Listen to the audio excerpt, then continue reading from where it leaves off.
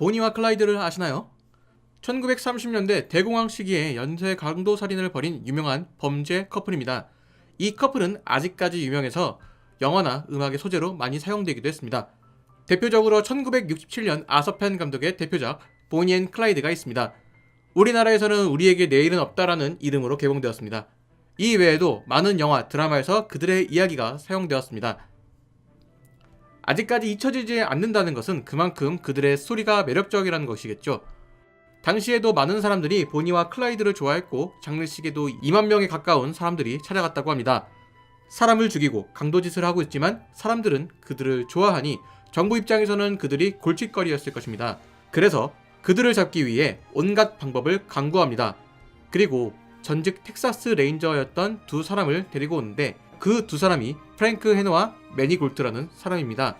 이 두 사람의 이야기를 담은 넷플릭스 영화가 바로 하이웨이맨입니다.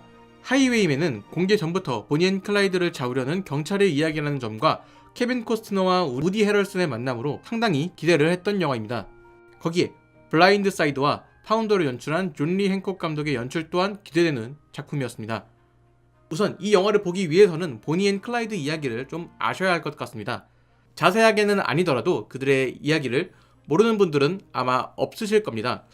물론 보니 앤 클라이드 영화를 보고 오시면 더욱 재밌을 것입니다.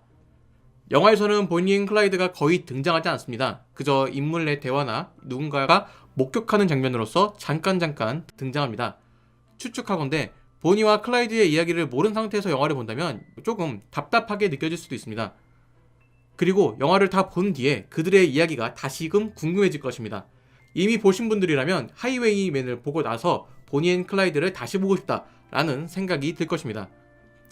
영화 자체가 옛날 영화라는 느낌이 듭니다. 기본적으로 서부극의 형태를 띠고 있는 이 영화는 영화 보니 앤 클라이드를 염두에 두고 찍은 것이라는 생각이 들었습니다. 영화에서 그 점이 뚜렷하게 보이진 않으나 보니와 클라이드 하면 가장 대표적인 영화이기도 함과 더불어 뉴 아메리카 시네마를 대표하는 영화로 이 영화는 상당히 의미 있는 영화이기 때문에 감독이 영향을 안 받았다고 할 수가 없는 영화입니다. 하이웨이맨은 뉴 아메리칸 시네마의 성격을 잘 띠고 있습니다. 눈을 굴리듯 천천히 밀고 나가면서 이야기를 키워나가고 있습니다. 영화 자체도 보니와 클라이드를 잡는 이야기 외에도 그들을 잡기 위해 나서는 나이든 레인저스 두 사람의 이야기도 충분히 보여줍니다. 그 이야기 또한 담담하게 보여주고 있습니다. 이 대목에서 하이웨이맨은 단순히 보니와 클라이드를 쫓는 수사극이 아니라는 것을 깨닫게 됩니다. 영화 속 두 인물의 이야기가 많이 나오는 것은 괜히 나오는 것이 아닙니다. 그들은 누구보다 치열했던 젊은 시절을 보냈고 그것에 대한 경험에서 우러나오는 노련한 그들의 모습이 등장합니다. 뿐만 아니라 아무것도 안 해도 우아하고 품격 있는 두 배우의 모습은 이 영화의 가장 큰 매력이라는 생각이 듭니다.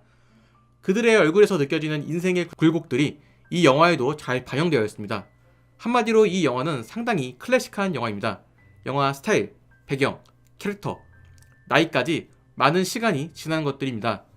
그런 상황에서 느껴지는 말로 표현 못할 느낌들이 존재하는데 이 느낌은 영화를 보시면서 느끼실 수 있을 것이라고 생각합니다. 사실 보니 앤 클라이드 하면은 그들의 최후를 맞이하는 마지막 장면이 가장 유명합니다. 때문에 이 영화에서도 최후의 장면에 대해 상당히 기대를 하고 영화를 봤습니다. 하이웨이맨의 마지막 장면은 상당히 좋았습니다. 그뿐만 아니라 장면 이후 인물이 느끼는 감정들에 대한 표현도 상당히 좋았습니다. 인물들이 느끼는 씁쓸함 혹은 회환 같은 장면이 등장하는데 상당히 인상적이니 영화를 통해 확인해 보시는 것을 추천합니다. 인물의 고뇌가 많이 표현된 영화입니다. 두 인물이 왜 고뇌를 해야 하며 굳이 나서려는 하는 이유와 마지막에 다다라서 인물들이 표정의 이유까지 같이 생각해보면 이 영화는 상당히 많은 것을 담고 있다는 생각이 들었습니다. 그들에게 이 시대는 어떤 의미를 가지고 있을까요? 그것을 헤아릴 수 있으려면 우리도 그들의 나이가 되어야 알 수 있을 것입니다.